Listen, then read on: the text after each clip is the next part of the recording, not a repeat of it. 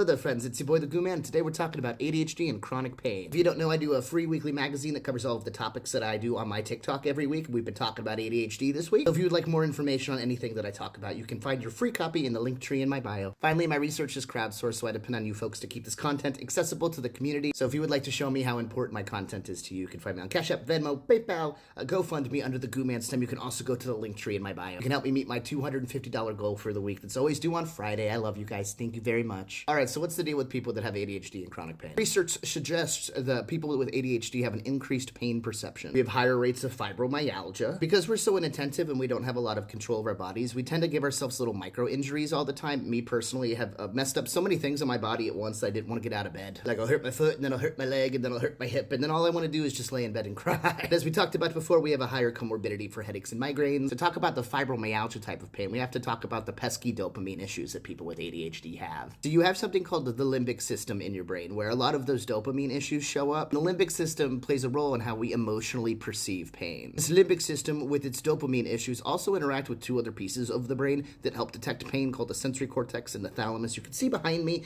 I paste my papers down below in every video just for my nerds and my providers. This pathway essentially gets all out of whack. We hyper-focus on our pain. We associate a lot of emotional responses to our pain. You can kind of think of like if you're getting a shot and you're staring at it while someone's putting it in you versus somebody counting to 3 and poking you on 2. The idea is that any kind of pain that we experience, we like hyper-internalize through this limbic system reaction. Now, it would not be a Goo Man video if I did not talk about the immune part of all of this. I talk a lot on my channel and a lot in my books about how ADHD has a lot of its symptoms come from mild neuroinflammation within the brain. As you can see behind me, immune responses may also exacerbate pain perception by modulating the function of the cortical limbical brain regions involved in behavioral and emotional responses. Again, we're so hyped up. Part of the brain that detects pain can also become hyperexcitable. You can see behind me the neuroinflammation link I was just talking about with pain. These issues processing dopamine within the limbic system are also why we have a high comorbidity for Parkinson's. And if you want to know more about the limbic system, I'll post this paper below because, again, I always talk about this Venn diagram of, psychiatric presentations, autoimmune disorders, and neurospicy